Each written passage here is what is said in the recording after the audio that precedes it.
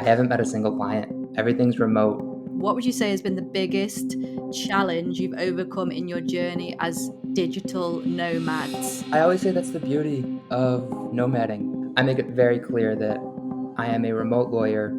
I travel the world and they cannot have a say where I'm located. I think the key is to, number one, think outside the box in terms of getting clients. Probably like you've exploded the last year. Like, what do you attribute to that success? It's amazing when you get to connect with people who are like-minded. That's the key, really. You'll never regret that because you'll experience a new level of happiness when you step away from a quote-unquote toxic work environment. Because you got a brilliant life out of it. It's actually only grown since I started to travel.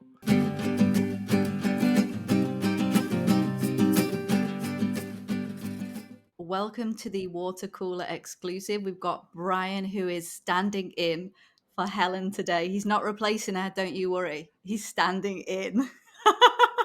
Brian, thanks for being here. Yeah, of course. I was super happy when you invited me. It's funny, I've done podcasts with you, Holly, and this is like, I don't know. I'm a little nervous right now. Really? Is it because it's It's a little live? different.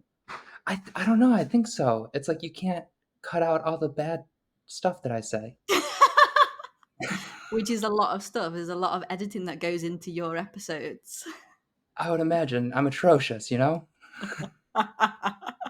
Oh my gosh, Helen's here, like keeping her eye on us. Oh no, Helen, I promise we will behave. Anything that I say will not look badly on you. Yeah.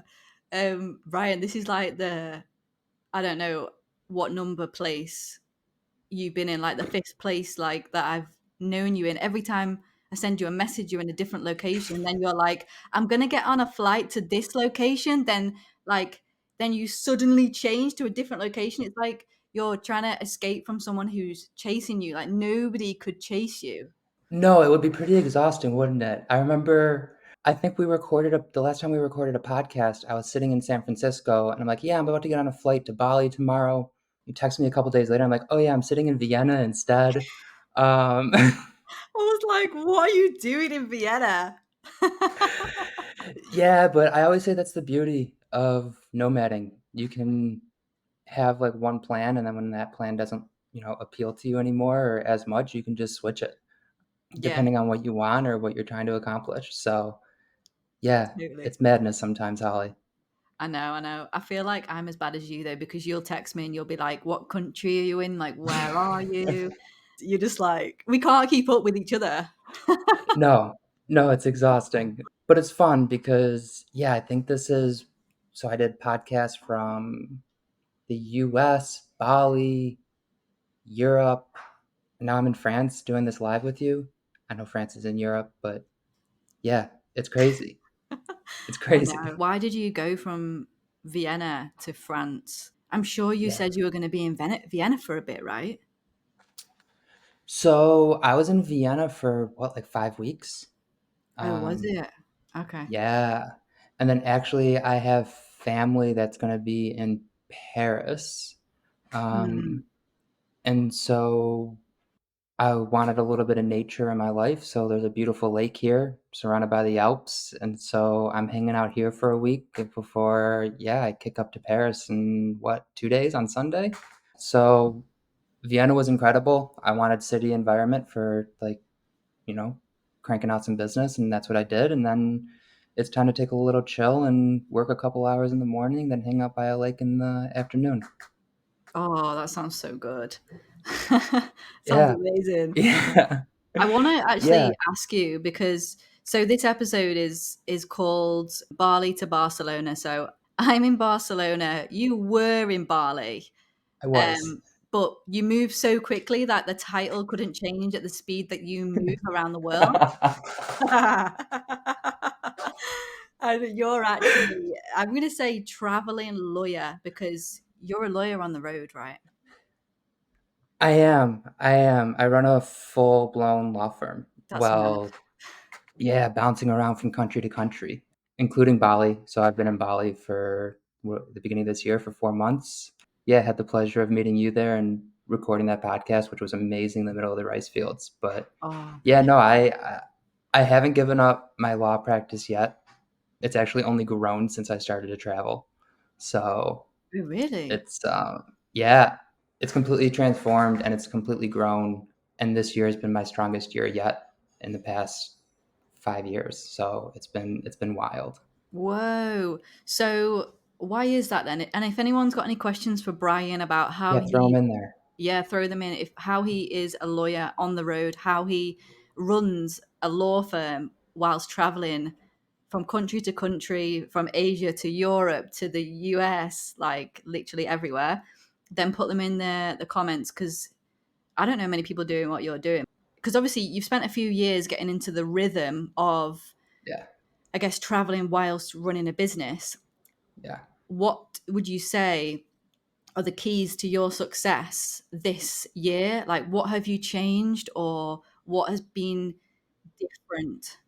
I think the environments and the people that I've put myself in and around. I think that's been the biggest teacher is like it's really great to be able to bounce around and live wherever, but if you're trying to build a business or you're trying to build a law firm or you're trying to learn something new, you want to be in an environment that really just optimizes your ability to do that. And so that has been the biggest contributor is to be whether it's, being in an environment. For me, I do my best work in nature or in a city, right? Like there's not really too much in between. So if I'm looking for some quiet and some peace, I'll go find a country or a city or whatever that's by the ocean or in the jungle. And then if I want to be surrounded by people that are, have that go get attitude and have that building mindset, then I go find a city that really supports that. So Hmm. I don't think it's too different than any other business, right? It's like Holly, like you've exploded the last year. Like, what do you attribute to that success? Like, is it being able to pick wherever you are that feels best for you? You know what? I would say that comes second. I would say what Okay. comes first would be kind of what you said, which is like mindset and surrounding yourself with the right people. And then the travel and being able to adapt to different environments and be able to think, actually, I really need the sea. Let's go to the Yeah. coast. And for me, like I just love walking along the beach and having that as like my downtime, you know? Yeah. And then obviously being in Bali and accidentally bumping into you was really cool because then you can travel around the world and visit people. I don't know, just be around them. Like us being around each other Yeah. in person was just so good because we just like were just. Do you remember when we were sat in Madrid in the Plaza Mayor and we were just chatting business and I was just chatting and you just like listening, like drinking your lemonade. I think. I know you asked for a lemonade and they didn't have it, which is weird. But you were just like, I "Okay, agree. yeah, yeah." I Freaking know, Madrid. I know. And I was like, "I'm so sorry, I just can't stop talking, like, business with you," and you were Yeah. like, "I love this thing." Yeah. It's amazing when you get to connect with people who are like-minded. And then I think too, to answer your question, I see that we have some questions that we should Yeah, um, tap into. But I think right, like we talk about finding hobbies or finding something that you really enjoy to do outside of work.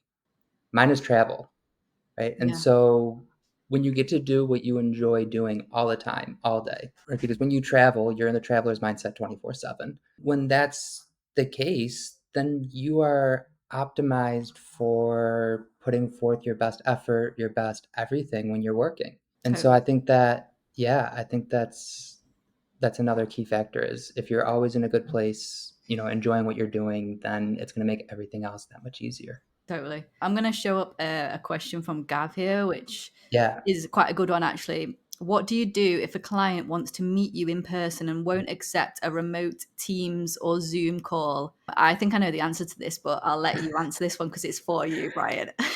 Yeah. Yeah. I'm gonna be honest, they won't be a client. I knew you were going to say that. I won't work with them.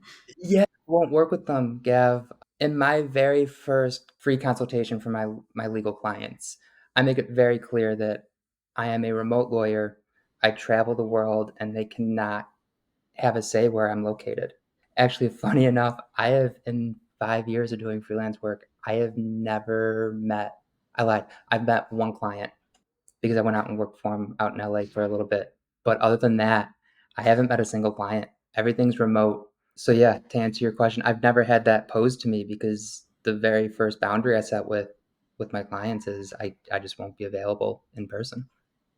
Whoa. What do people say when you say to them, just to let you know, I travel around, you don't have a say of where I am. I'm not going to be able to see you in person. I think it helps me land them as a client, to be honest, Holly. Um, for two reasons. I have learned, especially business owners who I mostly work with, they respect when somebody puts up a boundary, right? It Hmm. shows conviction, it shows Assertiveness. strength, it shows commitment to what you're doing, it shows decisiveness. And then they think it's super cool. Like most of my client calls, they're like, "Hey, where in the world are you? Like, what are you doing? What's that like? What's this like?" So it's really cool for clients when they can connect with you on something outside of work. And then it's like, "Oh shoot, we have like 10 minutes left on this call. Let's get to like X, Y, and Z. What's the status with this contract or whatever?" And so it just makes the work a lot easier to do when both people are excited about it. It's about attracting the right clients, isn't it? And that's the key, really. So Entirely. Arietta, I'm going to just put her one up. And she just says, Yeah. like, how do you become a digital nomad lawyer? Can you talk us through the steps? I know there's loads of things to it, but in like a nutshell, can you say what your steps were? Like, what was your very first step? My very first step was truly weighing whether I wanted to stay in the traditional law firm setting. And as soon as I knew that answer was no, I did not want to stay, then it's like, okay, how do I start building something on the side? Or if you have the runway and the capital to just quit everything and make the jump right away, like amazing, go for it. You'll never regret that because you'll experience a new level of happiness when you step away from a quote unquote toxic work environment. And then find something that you can do freelance, find something that you can do as an independent contractor, but just always set that boundary when you take work of, listen, I am doing this fully remote and you cannot care where I am. I Hmm. think that's the most important thing. That's from a work standpoint. From a personal standpoint, I always say just book the flight, find where you want to go and just book the flight. Because until you book that flight, there's no actual commitment, right? Like, Mm. okay, yeah, you can book an Airbnb, and yeah, that would suck if, I don't know, you canceled and you lost the money. But like booking the flight, like you can go, like, okay, so for when I switched to Vienna, I landed in Paris with no place to stay, nothing. You can figure all that out, right? But once you get on the plane, you're committed. So I would say that's I don't know. I don't know about that, Brian, because you suddenly changed flights, so I wouldn't say you are committed if you okay, book the fair, flight. fair. So just get on the flight. But from a more logical standpoint, make sure you have the right infrastructure. Make sure you have the technology down that you're going to be using. Make sure that you have the business processes down, right? So when I decided I was going to become a digital nomad, I think I spent at least 6 months freelancing, getting my client onboarding down, figuring out, okay, am I going to use Google Docs? Am I going to use another file management system? Right? Like it's just it's having those things in place so that you're not figuring that out on the go as you're traveling, adjusting to new places. And then I Yes. saw, a big one is like you just asked, Arietta, how do you find clients? That's huge. And I'm not going to sugarcoat it. Sometimes it's not easy. When I first started, I was on Upwork. I found some remote jobs, just through the normal job boards, Indeed, and other places like that. And then as I've grown, LinkedIn has given me some clients, word of mouth. So I left the traditional legal industry after like 8 months, and I left the network that I had in place completely. And so I was basically starting from scratch. But if you have a little bit more foresight, I would say tap into that network, reach out to law firms, say, hey, like instead of hiring an associate, I can handle overflow work. It removes you enough from that culture, and you're just given, hey, here's a motion we need done. We need it done, in a month or 2 weeks or whatever. And you can do that with multiple law firms. Obviously, do your conflict checks and everything like that and get the approval of the law firms. I would say that's a good one. If you're happy with the law firm that you're at, but you just know you want to travel and do things differently, talk to them about staying on as a freelancer or an independent contractor, or just saying, hey, like, love working with you guys, but would like to do it in a little bit different of a way. Now, Yeah. if it's a toxic work culture, then like get as far away as possible. And then find firms you do enjoy working with. But there's just, I mean, building your personal brand, of course, that's mega huge right now. But there's ways to do it too if you don't want to be active on social media. Leverage your network. Call people, say, hey, I'm going out on my own. I'm going to do freelance work. Do you know anybody who would be interested? Does your firm have a need? Just be open to different types of projects. Like when I first started out, I was doing discovery, like discovery review. Is it glamorous? No. But it let me live a pretty great life on the road for the first year, year and a half. It's amazing from talking to you like multiple times about this topic. I think the key is to number one, think outside the box in terms of getting clients. Don't think, oh, I need to reach out to people, or like, yes, you can do that, but there are multiple ways of getting clients. And I think the other thing is, I've actually forgotten what the other thing was. It was a really good one. It was so good. I can't remember I what it was. think I think one of the biggest things is as lawyers, we can be very proud people in terms of what we do and how we do it, right? And That so was we it. might have a little bit of an ego. If we can check that at the door and try different things, it will really, really open up the world for you. All you need to do is just get started, and then everything will play out as it should, right? Like I did paralegal tasks even. Like Yeah. I had a woman who would send me projects. She'd be like, "Hey Brian, I have this motion need to get done." Okay, great. Like no problem. But I just knew that my priority was travel and not my job title. And so Yes. if we can Totally. check that ego at the door, right? Like did ghostwriting for law firm websites, like et cetera, et cetera. If you can get into that mindset of my priority is changing the environment I'm in and traveling, then who the F cares what type of work you're doing? If that work allows you to be in an environment that makes you happy. I completely agree with you there. And I think you might disagree with me on this one, but from experience, you've got to balance up. Okay, what do you really want? To Yeah, build a career, as yeah, in do senior tasks and become partner or whatever yeah, it is, or do you want the lifestyle? I know you can, in some cases, have both. But in this instance, if you want to become a digital nomad and your priority is to travel, like it was for me and you, then what do you really want? Okay, we were okay doing copywriting tasks, ghostwriting, paralegal tasks. We were happy doing that because it meant that we could have the lifestyle we wanted.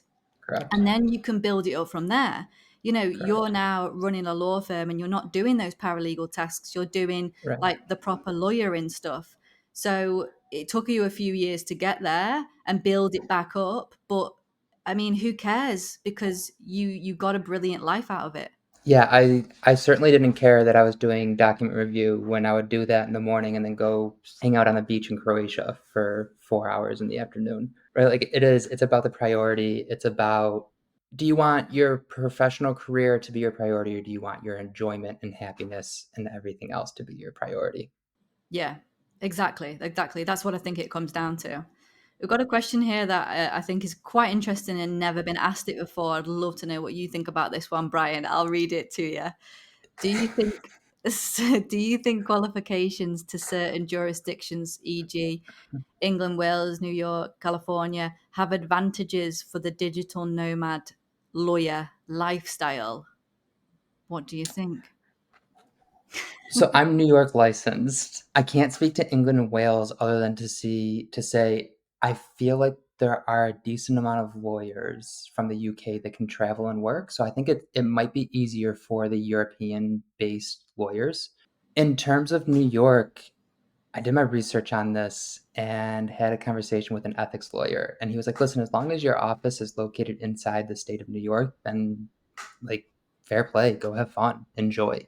So, not to give you the complete lawyer answer, but, like, to qualify, like, I just know New York, US, it's pretty similar state to state, but for England and Wales, all I can say is what I've observed. I don't know if, Holly, you have any insight into this, but, I also think it's a type of law that you're practicing. Yeah.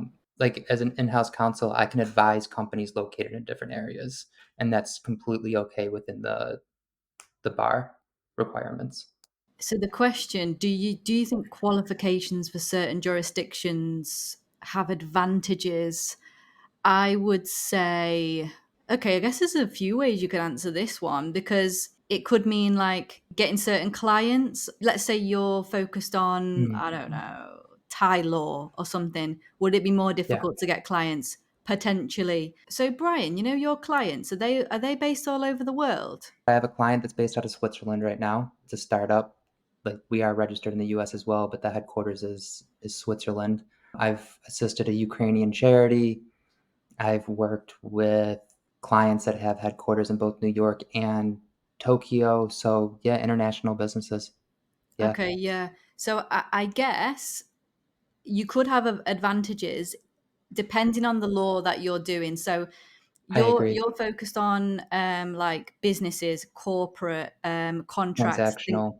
Yeah. yeah, things like that. So you being based in the US, if people want to, I don't know, set up a business in the US or whatever, Mhm. which a lot of people do, then your qualifications are advantageous in this situation. If, for example, you're an immigration lawyer in the US, again, a lot of people want to move to the US. So again, it would be advantageous. Same for the UK. So I guess the answer is probably so. Yes, some qualifications are probably more advantageous than others, right? Yeah, and I think a better I don't want to say better question because that was a good question, but a different way to look at this is to say, okay, I think there's certain areas of law that are more advantageous for the digital nomad lawyer lifestyle. It's very difficult to be a litigator and be located halfway across the world. So I set up a business law firm, and that allows me to just advise and consult and provide, services via like contract drafting, stuff like that, where I don't have to be in a certain area. Where if I stayed in personal injury litigation and wanted to be a litigator and, actually handle the trials, then I wouldn't be able to be a digital nomad. Although Simone is a property litigator and she's a hybrid digital nomad, and it doesn't seem to affect her work because she has people in the UK who will file certain court documents and things like this. Yeah, So I think even with some litigation, that's a good it point. it's not like massively necessary. The courts don't really care. This is what she said. The courts don't really care where you are as long as you file the documentation on time. That's fair. So, and I know the UK is different in that respect because you have some people who go to court to do the actual arguing, and then you have people who are doing the like filings and everything like that. Correct me if I'm speaking out of turn. Yeah, that's right. Um, Okay, but like in New York, if you're a litigator and you take on a case, like you do it from start to finish in the US, Okay. right? So the same people who are doing the motions, they're the ones. I mean, if you're in a smaller firm, of course, bigger firms they have the associates doing the writing, but then like the partners are going to court doing the litigating, and like that has a sliding scale of when you start going to court. But there's no different job for doing the behind the scenes work and then the arguing in court. Got you. So I guess in that case then, it would be more advantageous to be a litigator in the UK in some aspects because there are different roles, whereas in the US, it would be a little bit tricky. So Correct. that's a really Correct. interesting point. It's something we've never spoken about, isn't it? No, I was just thinking that I'm like, maybe this is a future podcast episode. Great question, Michael. Thank Such you. a good We'll question. we'll give you a shout out on the next podcast. Yeah. We've got so many questions. I We wanna I do. wanna go through this one actually. What would you say has been the biggest challenge you've overcome in your journey as digital nomads? I can answer for me. I Yeah, think go first. the biggest challenge is probably like the logistics within a country. So obviously when I'm in England, I know where to go for everything. I know who to call. I know where to go, and I Mm. think when I'm in like Spain and even something as simple as booking a doctor's appointment, that's very nerve-wracking for me because I have to do it in Spanish. So I think it's things like that, like little daily things like going to the bank or whatever, and having to do it in a foreign language makes it a much bigger deal than it does when you're in your home country or when you're in like your native speaking country. I completely agree. I have a funny story about this to emphasize your point because I think that would be my biggest challenge as well. Is I was in Oaxaca in Mexico and I had an interview before I was like very good at setting my boundaries and more established in my career. I had a very early on in my law firm career. I had an interview with the company and I was like, okay, like I need a shirt and tie for this. And I didn't have a shirt and tie with me. And it took me 4.5 hours, Holly, of like through broken like English and Spanish and the translator app for somebody to finally take me to the right store. So No. yep, yep. So it's just those little things that like I could have hopped in a car, been to a store in 20 minutes, Right. and back home with a shirt and a tie in the U.S. Yeah. So yeah, yeah, Yeah, it's those it's things I madness think. sometimes. Yeah, I think it's not even the travel bits, it's like everything else, you know? I do. I think it's like people always ask me what's the most difficult thing about running a law firm as a digital nomad. Nothing really. It's the same as running a law firm located in one place, but it's Yeah. the challenges from day to day that is it's more so like the difficulty arises. So we've just got time for one more question because we're about to have come to an end. But I Yeah, just want to, because I like this question, it's a is great question. such a good question, Helen. How do you Hey, move? Helen. Thanks for joining your water cooler exclusive. Don't worry, he's not replacing you. He's only filling in. Standing in. Yeah, standing in. That's it. How do you move so much and not find it so disruptive to your work, Mm. Brian? Yeah, I think as my work has become, I don't want to say more demanding, but more frequent, I have slowed down the pace at which I traveled. Yeah. So when I first started out, I was truly backpacking it, changing every couple weeks, or not even every couple weeks, every week for like the first month and a half. And then when I started to really like pick back up on work, I was like, okay, this needs to stop. And so then I went to now I'm in a place, with the exception of August, I'm usually in a place a minimum of a month. And I do see that stretching out into a month, 2 months, 3 months, and that actually that allows me to get into a really good routine. And I think routine is so important.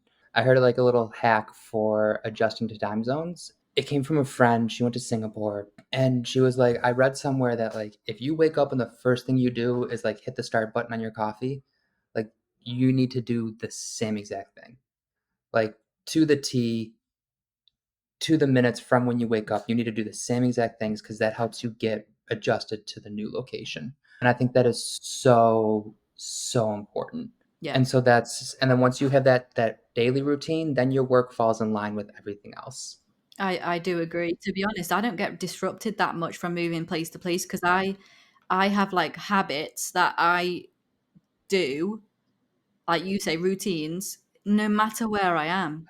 So So important. it doesn't really matter where I am because I'll still do the same things. It's just in a new place, you know? Yeah, so for example, when I got to Vienna, I got a little thrown, like I didn't do exactly what I was doing before, and after a week I'm like, shit, like this is like I'm a little messy, right? And then it was okay, like Brian, like you usually do your yoga at like 11:30 back home. And so in Vienna, 11:30 on the dot, like I was on my yoga mat. And then I could see everything else falling into place. Ah, Um that's brill. yeah, so it's more so just about whether you're at home or whether you're on the road, it's just about the discipline to stick to your routine and your habits. We have a really good other question as well, but I feel like we've got time, but maybe we could answer it really briefly. I would guess that a lot of people over their 40s want to settle and have family, children be in one place potentially. What do you think about that? I think it depends on who you are. The longevity, I think, Chris, that kind of goes back to, at least for me, right? I'm single, no kids, nothing. I think if you're trying to move every week or every 2 weeks, it's going to be exhausting. You're going to burn out. You're going to, get to after a year and just be like, "Oof, this digital nomad thing, it's not for me." But I think if you slow it down and spread it out, it's definitely sustainable. Hmm. I think a lot of digital nomads that maybe aren't in the public eye as much, right? Like when they're in their 40s, they have those 3 or 4 home bases that they spend a couple months at each year. And then with the people who have families, if the digital nomading is truly your happy place, I know a lot of families that make it work, right? Like we were just talking about Simone. She's in Bali right now with her 2 little kids. There's another lawyer, Pat Vayu. I think I might have just butchered his last name, but he lives in Costa Rica with his family. And like I met with him a couple weeks ago, and he was like, "Oh yeah, I'm in El Salvador right now with his family," right? So it's definitely doable. Oh, Again, yeah. it just comes down to priority. True. And I also think there are different kinds of digital nomads. There are people like you, where you move from place to place to place. And then there's people like me who have a base, a long term base. Like, I have a visa for 3 years. So I'm going to be here for 3 years. And then maybe I'll move or I'll stay. Like, it just depends. And there are different types of ways of doing it. I agree. Like for myself, I don't foresee myself not having a home base into my 40s. Like Yeah. No. I very much see myself having a home base, and whether that's one home base that I stay at for 6 months out of the year and travel the other six, or whether it's three or four home bases that you just kind of bounce around, you're still getting that travel aspect of your life with having a little bit more grounding. Brilliant. Well, thanks so much for all the questions and the really interesting questions as well, actually. And thanks so much, Brian, for being here and standing in for Helen and talking about your life as a digital nomad. Do you want to tell people briefly where they can contact you if they need your help with any lawyering? Yeah. Yeah, lawyering, or if you have questions about running a firm as, a digital nomad, you can just find me. My name is Brian Dixon. You can check out my LinkedIn, or you can send me an email, brian@briandixonlaw.com. It's pretty straightforward. So yeah, I love talking travel and law firm and all that. So reach out. Thanks so much, everyone. See ya.